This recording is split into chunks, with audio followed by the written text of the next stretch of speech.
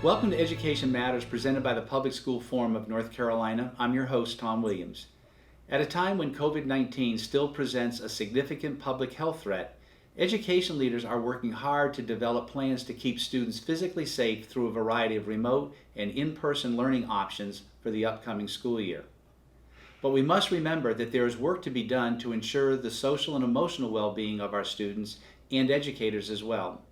Today on Education Matters, we talk with leaders with the Public School Forum's Resilience and Learning Project, as well as school counselors and a social worker, to learn more about what we need to do to ensure the social and emotional well-being of our school communities across the state.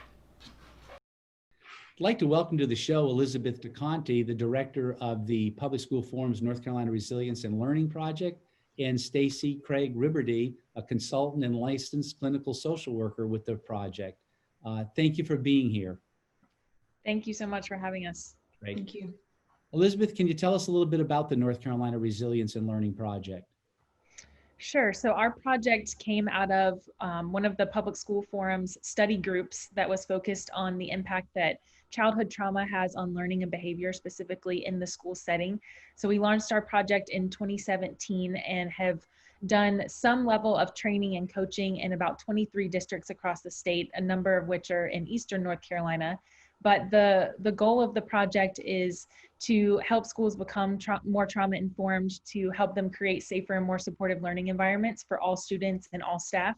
So we do training around trauma informed schools, talking about trauma, what it is and its impacts, and then how schools can work to build student resilience. And then we provide coaching with core leadership teams within schools to help take that next step beyond training and awareness and really focus on creating action plans and putting in place new change and new strategies.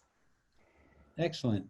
Stacey, obviously COVID-19's impact on this current school year and in all likelihood moving forward into the new school year has been profound.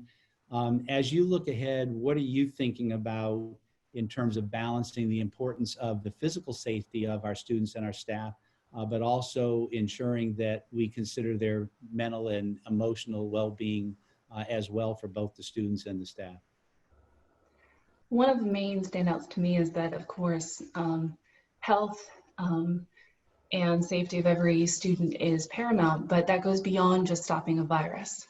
While it's important, we've known from years and years of science, including Maslow's hierarchy and others, that human needs and even brain functioning operate in a hierarchy. So we can think about educating and growing a healthy child much like we would building a house. And safety cues, the ways that a child really feels safe and connected. So safety cues in the environment, like space is calm from within themselves, they got enough to eat, and from others around them, like the people around them are doing okay and really care about them. All these things are like the foundation of that house. And without that foundation, we don't have health, we can't get to learning. In fact, when those safety cues are not present, when things are upended, a little shaky, not normal, and they're not counteracted by these unconscious cues to the brain that kids are safe, that immediately and unconsciously registers as a threat to the minds of kids, the minds of everybody, and throws the body into a state of crisis. And if that crisis is chronic, it can have really detrimental effects. It impairs learning, it delays development, it erodes health, and even suppresses the immune system. So it makes us more likely, not less likely to get sick. So when we're thinking about what schools really need to focus on, then we really need to wrestle with the reality that in order to get to learning, in order to keep kids healthy and safe, we really need to be prioritizing these safety cues and the things that help us experience safety and get to a state of learning and health. And that's for staff and for students.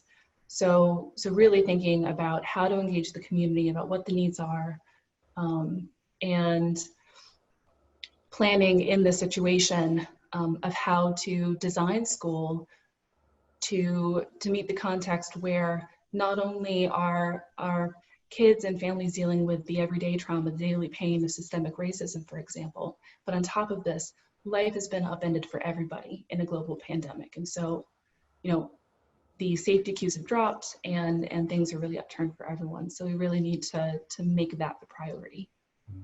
It sounds like from that, we've talked about how important parent involvement is and parent relationship with the school is. It sounds like that's even more paramount now to make sure that the school and the parents are communicating together. Absolutely.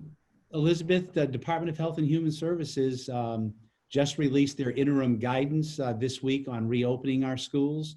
One recommendation is for the schools to increase their capacity to deliver social support services to our students, and by increasing the number of on-site social workers. Can you kind of weigh in on both the value of that as well as the challenges that face and associated with accomplishing that recommendation? Sure. I mean, I think it's, to Stacey's point, we know that kids are going to need more support socially, emotionally, and mentally.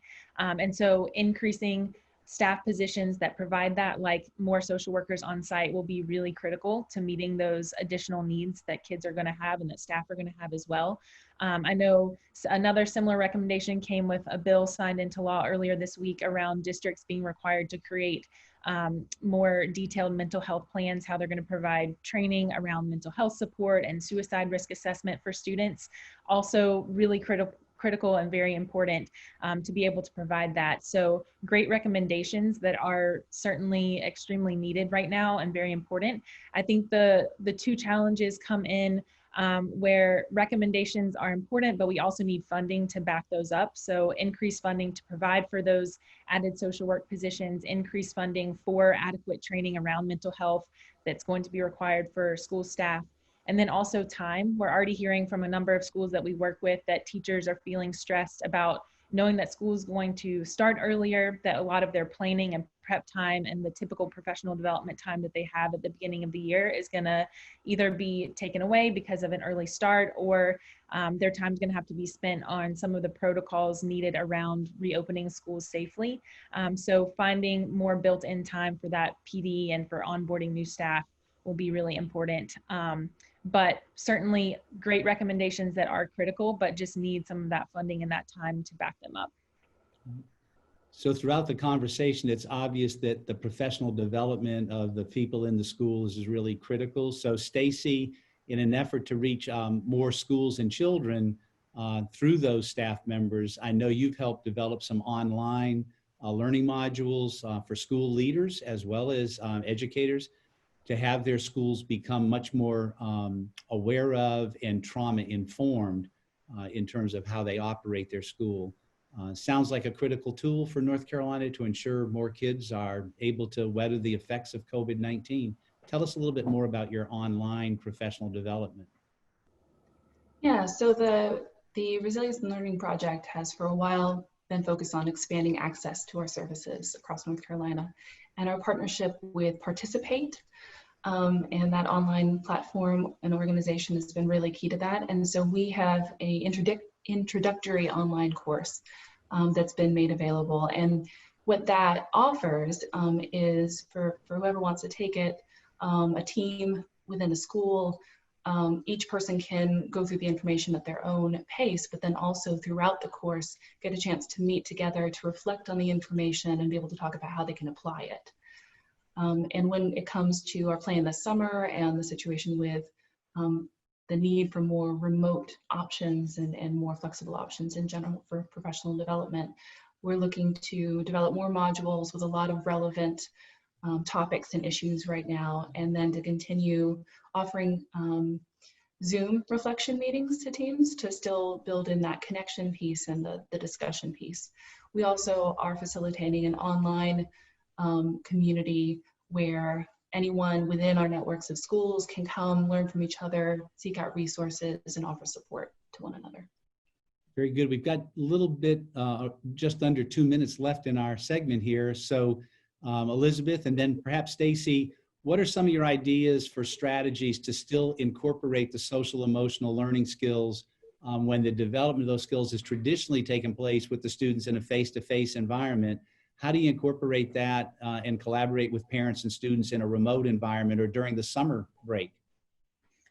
So one thing a lot of districts have done prior to COVID, but also more since, is looking at their multi-tiered system of support, their MTSS system, and thinking about how social emotional learning can tie into that, just the way they use it for academics and behavior. So I think even more important, looking at those tier 1 and tier 2 and tier 3 interventions and thinking about what are creative ways that if we are continuing to be remote or we're in person but having to factor in social distancing, can we tweak some of those strategies and make sure we have a number of supports for the whole school, but also looking especially at those tier 2 and tier 3 supports for students we know are going to need extra intervention and extra support.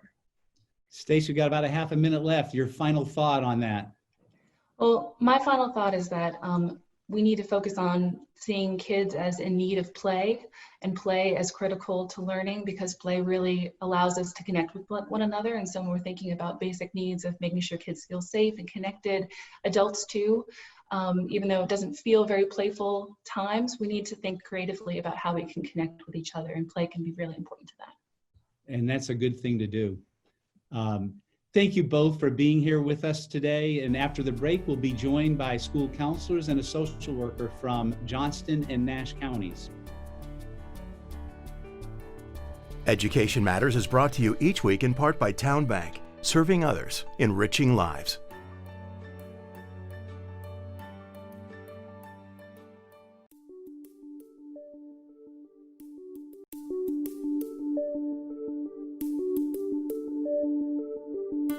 Joining us now are Garfield Martin, a school counselor at Cooper Academy in Johnston County, Carmen White, a school counselor at McGee's Crossroads Elementary School, also in Johnston County, and Yvette Richardson, a school social worker serving 2 schools in the Nash Rocky Mount School District.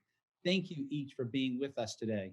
As leaders who support the well-being of students while they're at our schools, what's your greatest concern as you think about the reopening of school in the fall and when you consider the impact of COVID-19? So the greatest concern that I have is the mental health needs of our students, and not just our students, but also the families, the staff as well, and the broader community, because the work of resiliency informs us that there's been a jolt to our system that takes us to a place where we don't operate in an optimal way. So just thinking about our students coming back, having been jolted by COVID, jolted by isolation, some of them jolted by already in a jolt of poverty and, living in low economics, job loss of family, just these, multiple things that cause trauma, that we know to cause trauma. Our students are going to be coming back with their buckets full. Not to mention the teachers who have been also jolted. So the mental health needs, being able to assess it and then also provide some support for them and their families. Garfield and Carmen, a quick word on your biggest concern. Yes, for me, it's probably the same thing, the mental health needs, then being able to deal with students when it comes to social distancing, having to wear masks. Some students may not want to wear masks. So just being able to deal with the day-to-day issues that students may have, just dealing with social distancing and the cleanliness and the sanitation of the school. Carmen? I totally agree. The mental health issues of both staff and students are my main concern. There's already been documented higher levels of anxiety and depression among children in China who were involved in lockdown in their homes. Right. And so I'm anticipating that we'll see higher levels of anxiety, depression. We may have to deal with students who are suffering from separation anxiety, as they're going to be separated from their parents after being with them for a month. Right. So these are some of the things that I'm also really concerned about. So Garfield, share with us a little bit about what your thoughts on ideas of how you have been able to or plan to modify social and emotional learning skills for the reopening of the school year. I think one of the things we have to do is we have to start focusing on, with the COVID and and different things going on with it, we have to be able to find ways to support students by, having maybe small support groups, that encompasses some of those different techniques or strategies that can be used for them. Maybe some parent support groups, different things like that. Carmen, we mentioned a little bit earlier. Talk a little bit about staff support, knowing that we may have even continued emphasis on remote learning in the fall. What do educators need in terms of support in that environment, both from an academic standpoint as well as from a staff wellness perspective? The main thing that our educators need is to be encouraged. This has been really difficult for many of us, and they need to be validated that this work that we're doing is very important, and that they need to continue to be supported. I think our district has done a really good job in providing training for teachers on platforms for teaching online. So they need to be continuing to have the resources that they need. But I really think that many of our adults are traumatized. I want to share, just a couple days ago, I spoke to one of my sisters who is an ESL teacher in South Carolina. And during the conversation, she started crying and saying, when is this going to end?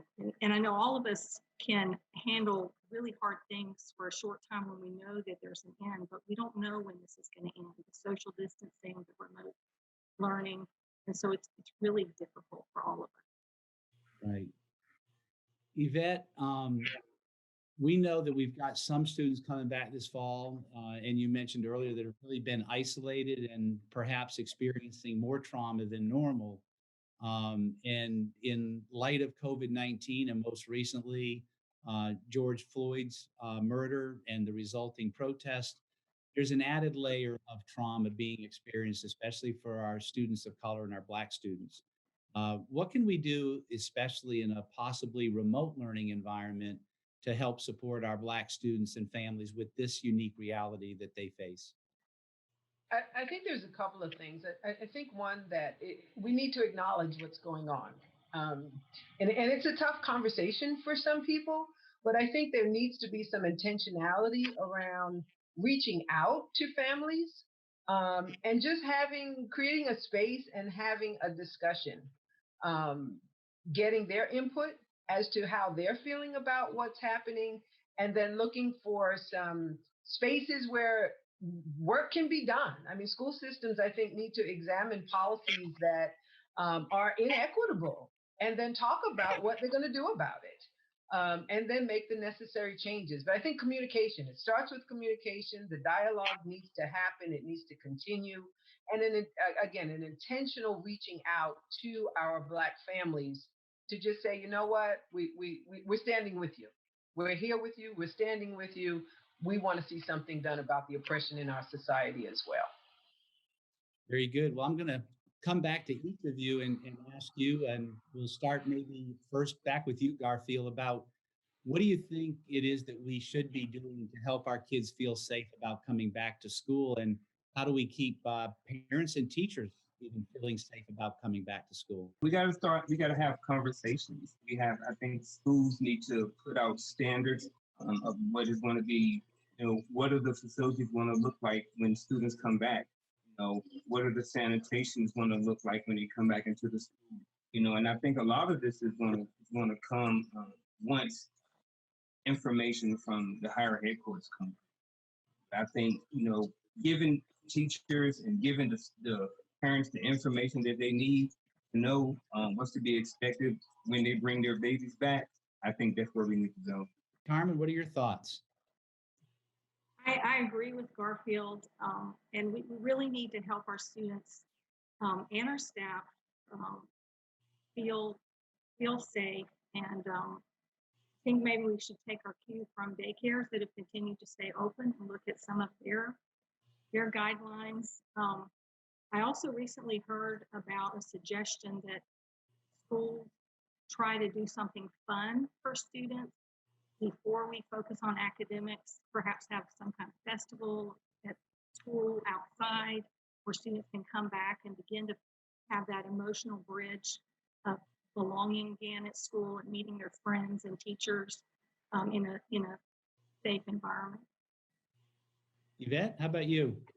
Yeah, I agree with both what Garfield and Cameron has said. And I think it's going to be as much as we can assure people that protocols are being followed and they're being followed consistently. And that goes, speaks to the cleaning of buildings, because with that, I imagine you'll need more resources, cleaning supplies, maybe even more staff personnel to do the level of cleaning that would be needed. I know for me to feel safe, as well as sending my own children back into an environment where I feel safe.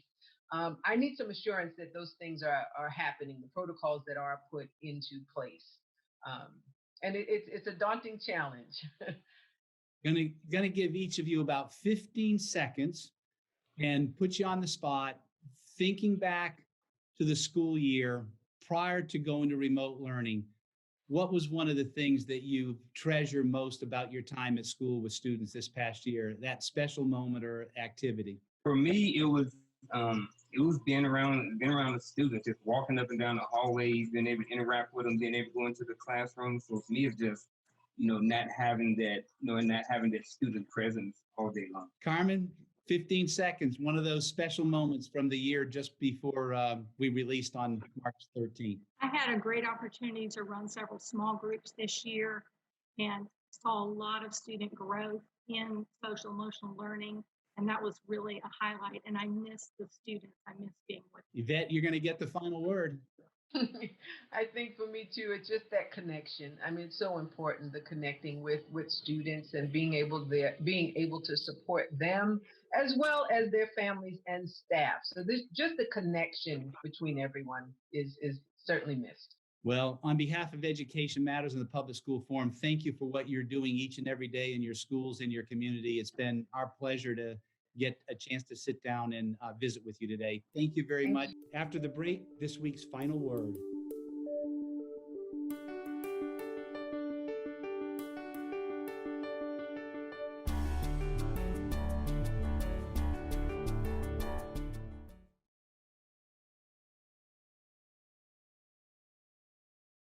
For most of our traditional public school students and parents, this week marks the start of the official summer break.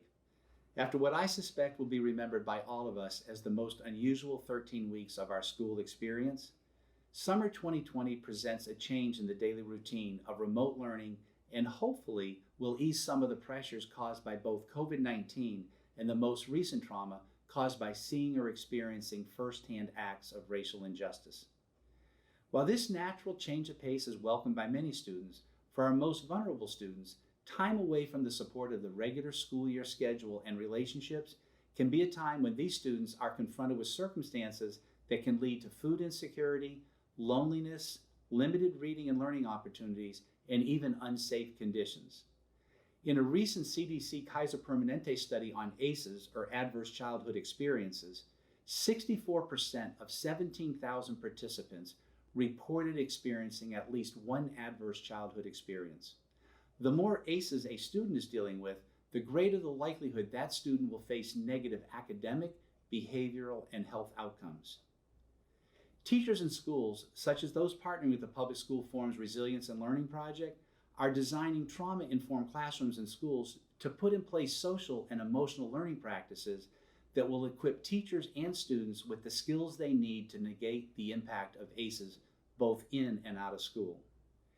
These skills empower our students at an early age to identify their stressors and how their response to them allows them to handle such situations to positively impact their learning, personal relationships, health, and mental well-being. After a 5-month hiatus from the regular routine, as schools prepare for reopening in mid-August, let's be purposeful as a state and local community in recognizing that individual students will return with a range of social and emotional learning needs. These student needs must be addressed on an individual basis to ensure all students will be prepared to meet the rigor of the academic program as well as new school expectations for health and safety, from the buses to the ball fields. Thanks for watching, and we'll see you next week.